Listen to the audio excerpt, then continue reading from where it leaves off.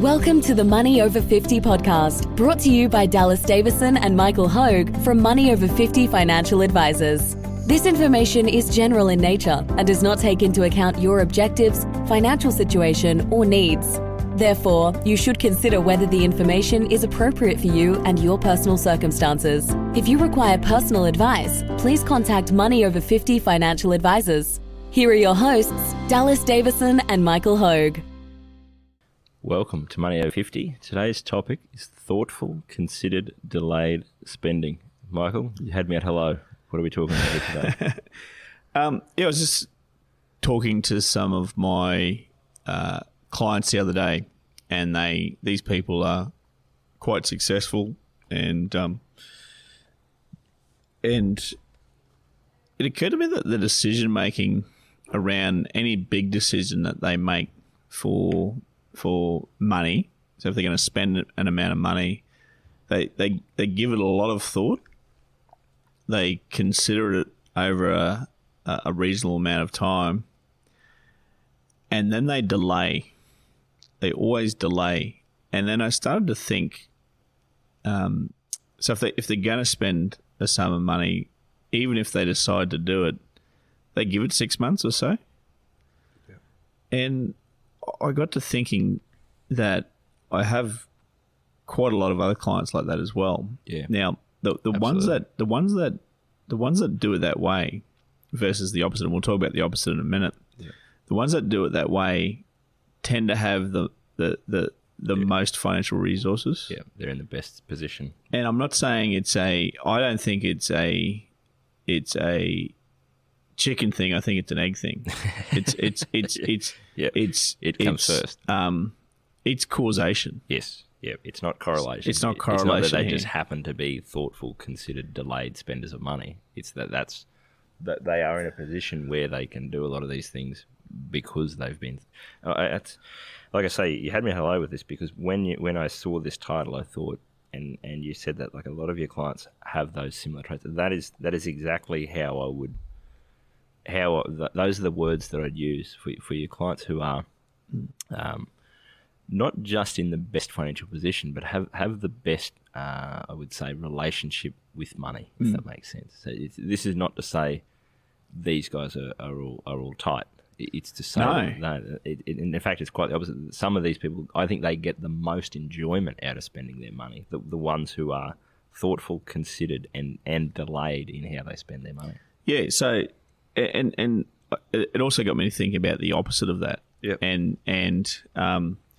So I've looked at some other clients, and there's some clients in here that we actually had to part ways with because we couldn't help anymore. And it tends to those people that tend to be behind where they should necessarily be.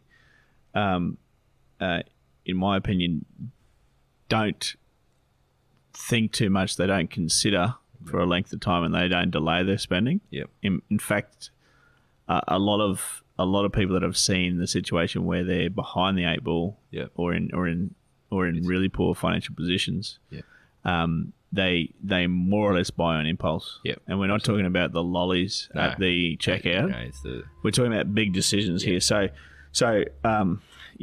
a couple of examples that I've had some more than one client couple who have actually gone to downsize their house and end up upsizing. Yeah. So they bought a more expensive house that they were going to downsize. Mm. And we'd actually had in the plan that the downsizing was going to give them some much needed money to contribute. Yeah. And not only did it not do that, it went the other way. Yeah. We had another person who bought a holiday home on Magnetic Island on impulse. Yep. And they were already in a struggling financial position. Yep. But they just went and did that on impulse. Yeah. Now we've just spoken about Magnetic Island. Yeah. It's a lovely place. Yes. But it's got to be it's got to be affordable for you to be able to buy a holiday house. And there are other options like you and I do, Dallas. We actually rent when we go over there. Absolutely. So I think that's a good point though. Like you're saying there, it's not.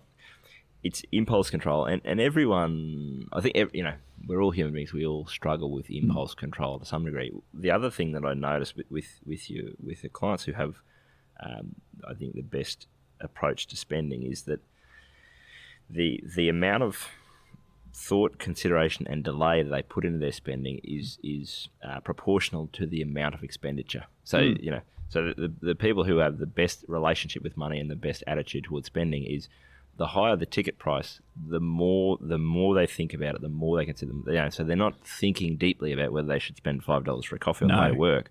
They're thinking deeply about, will we buy that? Will we buy that holiday? Like, that would take a lot of mental cycles. It'd take a long time. They really consider that deeply before they went and did something like buy a $200,000 holiday home, or even say buying a new car or a boat or something like that, where it's a substantial amount of money. That's the other thing I think they do is they get that ratio right. They're not spinning their wheels thinking deeply and delaying spending on a $300 flight to go down and see their kids. They're thinking deeply about a $300,000 holiday house purchase, or a $40,000 boat, or a $60,000 car. So I think that's just another thing that popped on me, is that impulse control. Because no one, you find this, even people who are good at impulse control, no one thinks they're good at impulse control. It's just not human nature to be good at denying yourselves things that feel good in the short term. And it's not to say that you should try and do that. It's a matter of using that energy and using that thoughtfulness on the big ticket items to get right. Yeah, and what I've seen in that delay is that delay, most of the time they actually do decide to go through it. So the pattern that I think happens is they think about it. Yeah. They think about it for a while, then they consider it. I guess the considering part of it is the way that I would separate part of thinking it for a while. Why I like this is I think there's two steps there. And we've touched on this with opportunity cost. I think the thoughtful thing is that they think about that. They think about the idea, and they actually think. They think through. So step one, the thoughtful part of it is thinking through not just, oh yeah, that's an idea that popped in my head. What would that actually look like? So, for example, a holiday house on Maggie Island. I've thought about that. Yeah, that'd be fun to have friends come and stay. But hang on, what about all the times when the toilet leaks and I've got to get and ring the next door neighbours ring to say, hey, there's something wrong with you. You got to get the plumber over, and you got to worry about all these things that you're dealing with remotely. And they really think about all of the range of possible outcomes and all of the parts of that. I think the consideration to me is the consideration is around the opportunity cost. Is where I think these people who do this well, they go, part one is they really think deeply about what that will look like and what their life will look like with that decision. Consideration is, well, yes, that's fine. I've thought about it all and what it will look like, but the consideration is, what else could I do with that money, or what else could I do with that time, or with that energy, or if I don't spend that on that, what position will that put me in? And so the consideration, I think, ties in the opportunity cost, which good spenders do a good job of, is not just thinking, do I want a holiday house on Maggie Island? It's, do I want that if it means I have to work for another 4 years? Or do I want that if it means that I then can't afford to go on another seas over a holiday, or any of those sorts of things? That's the consideration part for me. Yeah, and very often at that point in time, that's what the progress meetings that we're having with these clients is all about. Yeah, we're saying, okay, you're in this position. We thought you'd be here. You're actually in a better position, or you're on par with where we thought you'd be. Then they start to broach the subject with you of what they're looking to do, what they're looking to buy. You help, you talk about the options. Yeah. Very often then, what I find is that you're talking about it again 6 months later. Yes. So they haven't gone and done it. Yep. And what's happening at that point in time is they've very often made the decision to do it. Yeah. At that point in time. Yeah. But they've delayed it. They're considering it again with you, just checking that it's not going to be too detrimental to our plan, or it's not going to be detrimental at all to our plan, and we can build it in. And very often after that, it's another 3 or 4 or 5 months before they actually do it, pull the trigger, and actually do it. So, compare that sometimes where we're on the back foot, Yep. where we get a phone call. Yes. And we've had these phone calls in the past, Dallas. Yeah. And it's I've someone who's a done client this of ours saying, "Oh, you're not going to be very happy with me, Yeah. because Which immediately I don't like. We've talked about this before because it's a strange thing when people say it because it implies that it's my money. I go, it's your, and I think this is where the thoughtful, considered, delayed thing is. If someone goes to spend $50,000 and their first thought is, "Oh, my advisor is going to be upset with me," that's the last thing that you should be thinking about. Yeah. You know, there are many, many, many other mental cycles that you could have used on a lot of other things other than, "Oh, Dallas is going to be upset with me." It's a very inefficient way to think about things. Is I'll just do what the people around me are going to think of that. Yeah. So and there's a high correlation between those phone calls of the deal has already been done, and you haven't been involved in the decision making process, and I suspect we haven't been involved in the decision making process because we would say this is going to put you behind where you need to be. Per your objectives, like not per ours, per your objectives is going to put you behind where we thought you would be. Therefore, we don't think it's a good idea, and I suspect that's the reason why. But there's just such a high correlation between people who are ahead of where they need to be in such a strong financial position, who adhere to thoughtful, considered, and delayed spending, and the people that do the opposite of that generally are well behind where they need to be. And going backwards essentially when they buy things, some of these large ticket items on impulse. I've got a few thoughts here from this, Michael. This is, like I say, this title has really got me thinking because it is so true. That's what I find. The first one is, we just touched on the delay thing. The delaying that decision, I think, does two big things. The delay seems like it doesn't make any sense. If I'm going to buy this thing now or in 6 months, why don't I just buy it now? Because then I get the use of it for 6 months. The problem with that is twofold. Number one is that when you delay a purchase, you accumulate the resources to do that with less burden on you. So, if you delay the 6 months to buy a car, and that means it's giving you the chance to save up that last little bit you needed to pay cash for it, or you delay a little bit and it means that you cannot drain the bank account completely, and you've still got a bit of a buffer after you go and do it. The other thing the delay does for me is it gives us more data, and this is a little hat tip to my good mate Mullet in the UK right now. He's big on decision making, as it's all about data. So I'm going, if I think that I want to do this now, and I either make the decision now or I wait 6 months. By waiting 6 months, I have more data, I have more input, I have more knowledge about myself and about the situation. And the great example, we've talked about this before, is, say, the Maggie Island thing, where we've said to clients before that, we really want to buy a holiday house in Maggie Island. Okay, great. What we need to do now, in order to you think that you're going to use that house for, on average 2 nights a week, for example. What we're going to do is we're going to put some money in a bank account, and you just go to Maggie Island whenever you want to and use the money in that bank account. Assume that it's a sunk cost. It has to go on accommodation. Go and do that. Over the course of that 6 months, what that actually gives us is the data around how many nights on average per week will you spend on Maggie Island. And so this is something that works well there, is not just delaying the purchase, it's it's giving us every opportunity to know what's going to actually practically happen. And we see a lot with that, where people go, well, if it happens that I'm going to spend 2 nights a week on Maggie Island, then it makes sense to buy that house. Or if I'm actually going to go camping every weekend, then it makes sense to buy a new a new 4-wheel drive.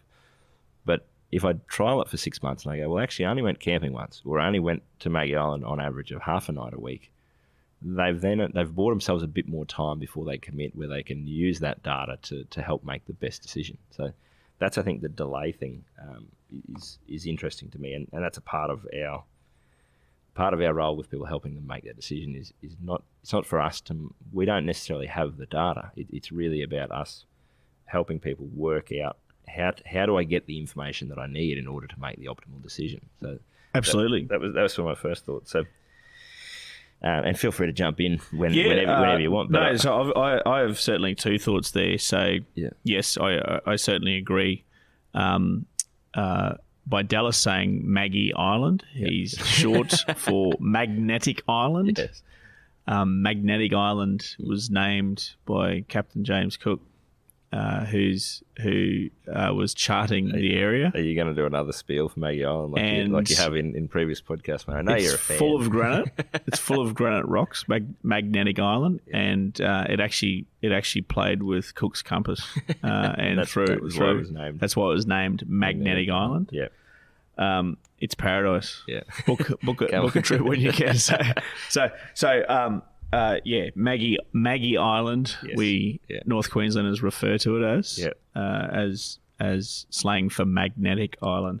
So the thought I had was that, and what I've seen anecdotally as my clients with significant resources, which is the correlation is for those that delay decisions, what inevitably happens is by the time they have actually made the purchase, so much money is built up in their account that because they've delayed, and we know, done correctly, if you've got your money in the great quality companies of Australia and the world, certainly the rates of return on that reinvested, by and large, is many multiples of the inflationary pressures that we face. So my point there is things get cheaper over time. Relative to the compounding effect of your money working for you. So what inevitably happens is that this item that was going to cost $60,000 has gone up to $61,500 over 12 months of delay. Yeah. But hey, this client now has $120,000 of extra cash sitting in their account. Yep.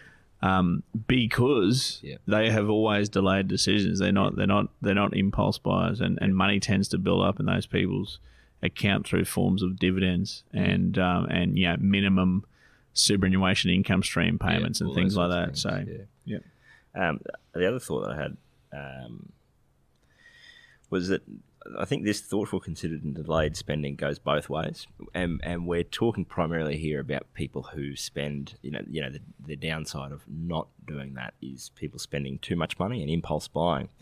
We also see people who that are not thoughtful, considered and delayed in spending, and by that I mean they don't spend as much as they should. And we've talked about this in the podcast before about people whose life's dream is to go on this big overseas trip, and they no, we can't do that. We can't spend that money, or we shouldn't do that. That would be a bad decision.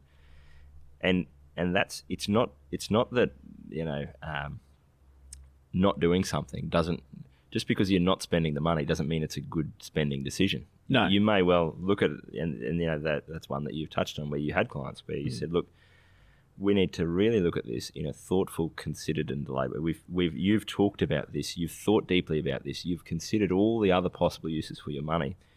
I think that you need to go and do this, go on this holiday. And they just weren't pulling the trigger on that. And that's, it's a lot easier to deal with those types of clients because you get to be the fun one saying, hey, go and spend your money. But the same thing applies there, where if you're just mindlessly not spending your money, that's also not being thoughtful, considered and delayed. That is just, it's being delayed in as much as you're pushing aside ever thinking about it and ever thinking about what use or what purpose do you want your money to serve. So, yes, of course. And I mean, a byproduct of doing that repeatedly is that one tends to build up significant resources, and if they're not spending money ever,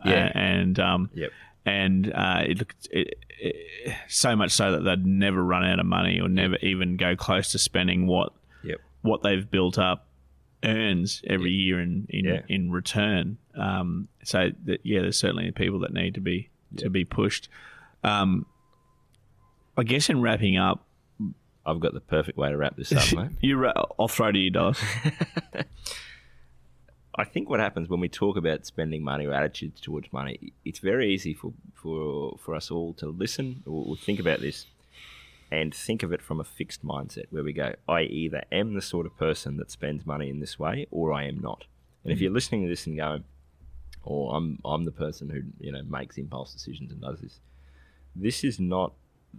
That is not who you are. That is a choice that you have made in the past, and we can all move more in that direction. You're not going to overnight go from an impulse buyer to someone who's extremely good with their spending. But this, I think, gives us a framework for everyone can move more in that direction, become more of that type of person. If you identify as, "Oh, I'm hopeless with money," or "I've never been good with money," or "I'm a spender," no one's saying don't ever spend any money again. It's just every time you have the thought of, what should I do? Should I buy this? Should I not? If you can think of this as that framework of, how do I just be a bit more thoughtful, a bit more considered, and a bit more delayed in my spending, you will be far better off than what you are now. That's far better than what I was going to wrap up with, Dallas. So no, thanks. That's great that it came to you that clearly. So that's better. So thanks for listening. Thank you for listening to the Money Over 50 podcast with Money Over 50 financial advisors. We look forward to catching up again soon.